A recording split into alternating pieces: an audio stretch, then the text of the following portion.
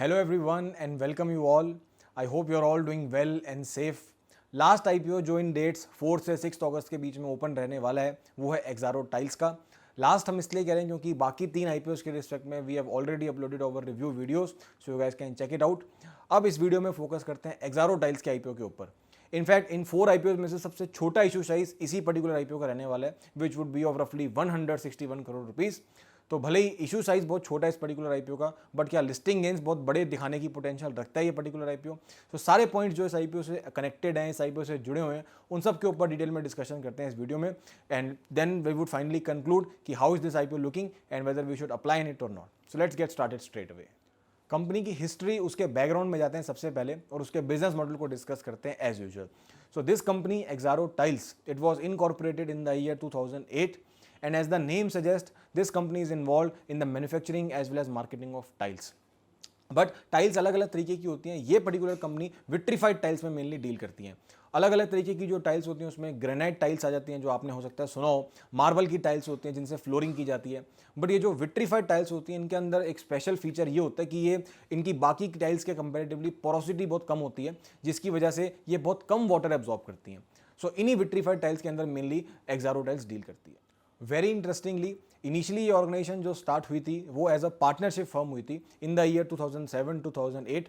और इनिशियली जो अपने बिजनेस मॉडल इन्होंने स्टार्ट किया था वो सिर्फ एक ही चीज़ की मैन्युफैक्चरिंग से स्टार्ट किया था, फ्रिट की। एक्चुअली फ्रिट एक तरीके का रॉ मटेरियल होता है, आप ये कह सकते हो, which is used overall in the manufacturing of tiles. तो कहाँ कुछ साल पहले सिर्फ एक प्रोडक्ट जो कि एक तरीके का रॉ मटेरियल होता है टाइल्स को बनाते टाइम, उस एक प्रोडक्ट की मैन्युफैक्चरिंग से कंपनी ने अपना बिजनेस स्टार्ट किया था। और आज की डेट में ये फुल फ्लेजेड टाइल्स की मैन्युफैक्चरिंग में इंगेज्ड है।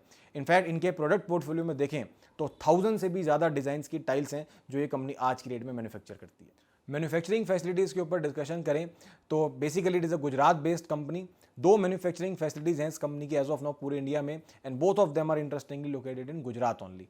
बट मैन्युफैक्चरिंग भले ही गुजरात में होती हो, बट इस कंपनी की प्रेजेंस पैन इंडिया है। 27 स्टेट्स हैं जिनमें ये कंपनी अपना प्रोडक्ट सप्लाई करती है। एट द सेम टाइम इस कंपनी का एक बहुत स्ट्रॉन्ग और मेजर फोकस एक्सपोर्ट्स पे भी रहता है। 13 से भी ज़्यादा कंट्रीज़ हैं जिनमें ये अपना प्रोडक्ट एक्सपोर्ट करती है, and the top countries amongst them are Poland, USA, Bosnia etcetera. इस कंपनी के डीलरशिप नेटवर्क की बात करें तो वो भी काफ़ी स्ट्रॉन्ग है, as they have more than 2000 registered dealers spread across the country. So ये ओवरऑल इस कंपनी का, एक्सारो टाइल्स का ओवरऑल बिजनेस मॉडल है। यहीं से कंपनी अपना सारा रेवेन्यू अर्न करती है।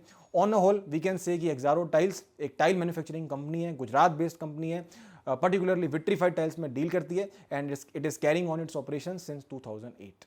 अब इस कंपनी और इसके बिजनेस मॉडल को डिटेल में समझने के बाद अब फोकस शिफ्ट करते हैं आईपीओ ओरिएंटेड पॉइंट्स के ऊपर, आईपीओ सेंट्रिक पॉइंट्स पे बात करते हैं। एंड एज यूजुअल हमेशा की तरह पॉजिटिव्स नेगेटिव्स दोनों के ऊपर बात करेंगे, but let us start with the positive points first. On this side total 2 points हैं जो इस आईपीओ को काफ़ी अट्रैक्टिव बना रहे हैं। तो पहला पॉइंट जिनमें से जो है वो है the valuations of this particular IPO.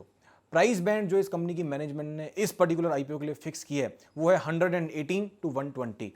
Undoubtedly and unquestionably बहुत अच्छे वैल्यूएशंस पे, बहुत कंफर्टेबल वैल्यूएशंस पे कंपनी अपना आईपीओ लेकर आ रही है। एक्चुअली ये जो पूरा टाइल सेक्टर है, इस सेक्टर की अगर बाकी कंपनीज को देखो तो वो रिलेटिवली हायर पी मल्टीपल पे ट्रेड करती हैं, चाहे वो कजारिया सिरेमिक्स हो या सोमैनी सिरेमिक्स हो। तो अनक्वेश्चनेबली ये एक पर्टिकुलर आईपीओ जिस लेवल पे कंपनी लेकर आ रही है, अगर upper end of the price band के हिसाब से भी अगर हम कंपेयर करें तो वहां से पता लगता है कि अच्छा वैल्यूएशन है। इनफैक्ट थोड़ा सा अंडर प्राइस ही रखा है कंपनी ने अपना IPO. So this accordingly becomes the first encouraging point with respect to this IPO, क्योंकि एक आईपीओ किस प्राइस पे लेकर आया जा रहा है उसी के ऊपर काफी हद तक डिपेंडेंट होते हैं कि किस तरीके के लिस्टिंग गेन्स वो दे सकते हैं। सो from that angle this becomes the first encouraging point of this IPO. Second point on the positive side is the strong domestic as well as international presence of this company. जैसा हम इस company के business model को discuss करते time भी बात कर रहे थे, this company has pan India presence. तो 27 स्टेट्स हैं पूरे इंडिया के अंदर जहां पे इनका प्रोडक्ट सप्लाई होता है। So overall we can say कि इंडिया में एक सॉलिड प्रेजेंस है इस पर्टिकुलर कंपनी की। But at the same time exports पे भी इस कंपनी का एक अच्छा फोकस होता है। सो इंटरनेशनली भी एक अच्छी रिस्पेक्ट अर्न करती है पर्टिकुलर कंपनी। एंड ये भी हमने डिस्कस किया कि 13 से भी ज़्यादा कंट्रीज हैं जहाँ पे अपना प्रोडक्ट्स एक्सपोर्ट करती है। सो ये भी एक पॉजिटिव और अट्रैक्टिव पॉइंट रह सकता है इस पर्टिकुलर आईपीओ के लिए, क्योंकि इस कंपनी का रेवेन्यू कंसंट्रेटेड नहीं है किसी एक पर्टिकुलर स्टेट से, ज़्यादा पूरे इंडिया से अपना रेवेन्यू अर्न करती है। At the same time export से भी एक अच्छा रेवेन्यू कंपनी अर्न करती है। सो ओवरऑल ये थे वो दोनों positive and attractive points which are making this IPO very pleasant.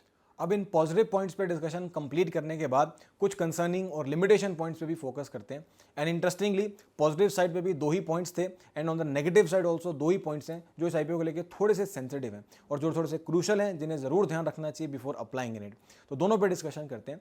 The first point on limitation side is the use of the IPO money.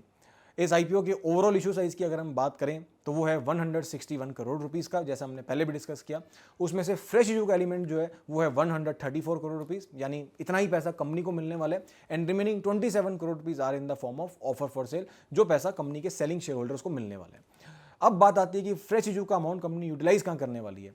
तो ब्रॉडली कंपनी ने अपने prospectus में साफ साफ लिखा है कि 2 मेन पर्पसेज में ये पैसा यूटिलाइज होगा। फर्स्टली इसमें से कुछ अमाउंट यूटिलाइज होगा जिसमें से कंपनी अपनी बोरिंग्स को रीपे करेगी, अपना डेट कम करेगी, और कुछ अमाउंट इस कंपनी में से जो सेकंड पोर्शन है वो यूटिलाइज होगा for financing of the working capital requirements. और दोनों ही पॉइंट जो हमने डिस्कस करी है, दोनों जगह जहाँ पे पैसा यूटिलाइज होने वाला है, दोनों ही थोड़ी सी डिस्करेजिंग है। कहीं से भी कोई ग्रोथ की बात नहीं कर रही कंपनी की, हाँ आईपीओ से रेज किया और पैसा वो कंपनी कैपिटल एक्सपेंडिचर में यूज़ करेगी, ग्रोथ एक्सपेंशन में यूज़ करेगी। सो फ्रॉम दैट एंगल इन्वेस्टर्स के लिए थोड़ा सा डिसहार्टनिंग पॉइंट जरूर होता है ये, because they feel more confident while investing their money when their money would be utilise in growth and expenditure purposes. So from that angle ये इस आईपीओ के लिए पहला डिस्करेजिंग पॉइंट है। Second point on this side is lack of strong experience on the part of company. जैसा हमने discuss किया था इस कंपनी का बैकग्राउंड पे बात करते टाइम कि 2008 ईयर में ही ये कंपनी इनकॉर्पोरेट हुई थी।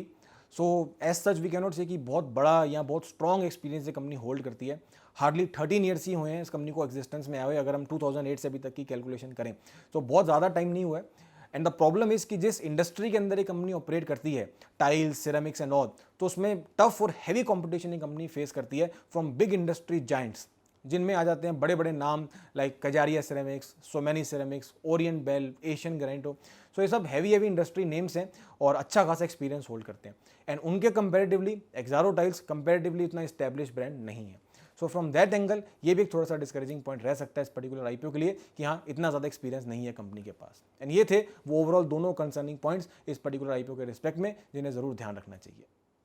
And now on a concluding note, इन सारे पॉइंट्स जो इस आईपीओ से कनेक्टेड हैं, इस आईपीओ से एसोसिएटेड हैं, उन सब के ऊपर हमने डिटेल में डिस्कशन करी। And now if we are about to take a final call that how is this particular IPO overall looking and whether we should apply in it और not.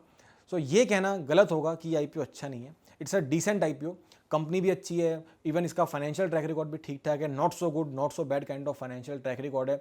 And the best part associated with this IPO is its pricing. तो pricing भी अच्छी रखी है company में, तो accordingly ये IPO decent IPO बनता है। बट द प्रॉब्लम इज कि the timing of this IPO, जिस पर्टिकुलर टाइम पे ये आईपीओ ओपन हो रहा है उसी पर्टिकुलर टाइम पे 3 और आईपीओ ओपन हो रहे हैं। एंड कंपैरेटिवली उन सबके आईपीओ के कंपैरेटिवली अगर हम इस कंपनी को देखें तो ये आईपीओ प्रायोरिटी वाइज सबसे लास्ट पे आता है। रीज़न इज सिंपल, क्योंकि बाकी सब जो आईपीओज हैं उनके इशू साइज भी बड़े बड़े हैं। सबसे छोटा इशू साइज इस पर्टिकुलर आईपीओ का है, जैसा हमने पहले भी डिस्कस किया। और वो सारी companies as compare to Exxaro tiles थोड़ी सी स्टैब्लिश, थोड़ी सी पुरानी कंपनीज हैं। That's why we are keeping Exxaro tiles IPO on the last in that particular priority list. So अभी तक ये जो चारों आईपीओज हैं जो एक ही डेट्स पे ओपन हो रहे हैं 4 से 6 अगस्त के बीच में, इन 4 आईपीओज की अगर हम रैंकिंग की बात करें तो मैं एक बार आपके साथ वो डिस्कस कर देता हूँ। फाइनली हर वीडियो के अंदर हमने अलग अलग तो डिस्कस करा ही था, बट इसमें एक साथ सबके ऊपर बात कर लेते हैं।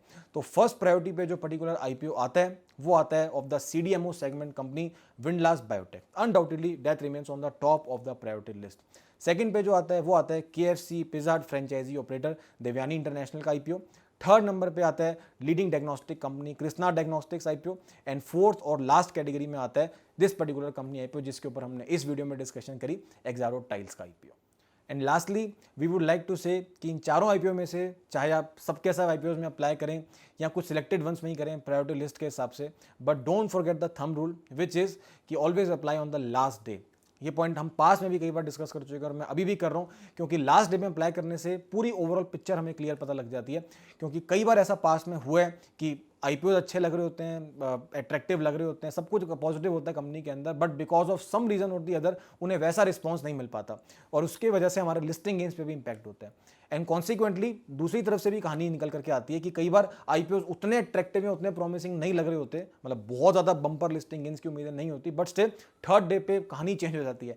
इसका बेस्ट एग्जांपल रोलेक्स रिंग्स का आईपीओ जो भी रिसेंटली आया था फर्स्ट डे पे इसकी आईपीओ सब्सक्रिप्शन स्टेटस कैसा रहा था, अगर हम अप्रॉक्स फिगर्स में बात करें तो on the very first day on which this IPO was open, this IPO was subscribe by 4 times approximately. Second day पे ये 9 टाइम्स सब्सक्राइब रहा था, and on the third day इसने तो मतलब कहानी पूरी बदल दी थी और 130 टाइम्स ओवर सब्सक्राइब हो गया था। सो जो आईपीओ ठीक ठाक सा लग रहा था वो अचानक से थर्ड डे पे बहुत ज़्यादा प्रॉमिसिंग लगने लग गया। So that's why third day पे अप्लाई करना सबसे ज़्यादा अट्रैक्टिव रहता है और सबसे ज़्यादा बेनिफिशियल रहता है। And now on the concluding note we would like to say कि इन चारों आईपीओ में से जिस भी आईपीओ के अंदर आप अप्लाई करो, वी होप आपको उसके अंदर अलॉटमेंट होए। And further do mention in comment box कि ये प्रायोरिटी लिस्ट तो हमने अपने हिसाब से शेयर करी कि हमें सबसे प्रायोरिटी वाइज कौन से अच्छा आईपीओ लग रहा है, बट आपकी प्रायोरिटी में कौन सा आईपीओ सबसे ज़्यादा अच्छा लग रहा है आपको, और ऐसा आईपीओ कौन सा इन चारों में से जिसमें आप अप्लाई ज़रूर करेंगे, ये ज़रूर मेंशन करना कमेंट्स के अंदर। Thank you so much everyone, bye bye, take care and have a great day.